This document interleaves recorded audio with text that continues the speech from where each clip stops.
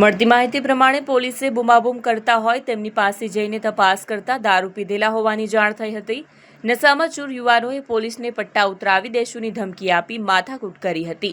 Singanpor police મથકમાં ફરજ બજાવતા હેડ કોન્સ્ટેબલ અનિલભાઈ રણછોડભાઈ અને લોકરક્ષક હિરેનભાઈ દિનેશભાઈ ગત રાત્રે બાઇક પેટ્રોલિંગમાં હતા. ત્યારે 12 અને 10 કલાકે વરિયાવ બ્રિજ નીચે 5 વ્યક્તિ બેસીને બૂમાબૂમ કરતા હોય તેમની પાસે જઈ પૂછતા તેઓ ઉશ્કેરાઈ ગયા.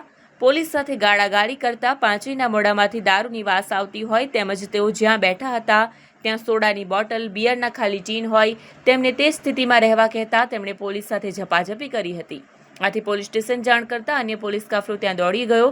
પોલીસે તમામની પૂછપરછ કરતા તેમની ઓળખ જમીન દલાલ કિશોરભાઈ ઉર્ફે માધવજીભાઈ મોરડિયા, રત્નકલાકાર અમિતભાઈ કરશનભાઈ બાબરિયા, છૂટક મજૂરી કરતા જયેશભાઈ ઉર્ફે જયુ અમૃતભાઈ વાઢેર, UNM હોસ્પિટલ ખાતે વોર્ડબોય દીપકભાઈ પીઠાભાઈ વાણિયા અને રત્નકલાકાર દિવ્યેશ ચંદુભાઈ વાસાણી તરીકે થઈ હતી.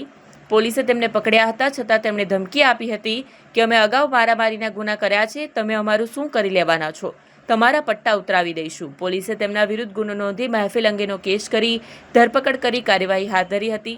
પકડાયેલા આરોપીઓ ગુનાહિત ઇતિહાસ ધરાવે છે, જેમાં કિશોર ઉર્ફે માધવ વિરુદ્ધ જામનગરના શેઠ વડાળા પોલીસ સ્ટેશનમાં ધમકી, સુરતના કતારગામ પોલીસ સ્ટેશનમાં મારામારી, દારૂ, DCBમાં તડીપાર ભંગનો કેસ થયો છે. અમિત બાબરિયા વિરુદ્ધ દારૂ, જયેશ વાઢેર વિરુદ્ધ દારૂ અને રાયોટિંગ તેમજ દિવ્યેશ વાસાણી વિરુદ્ધ જાહેરનામા ભંગનો કેસ થયો છે.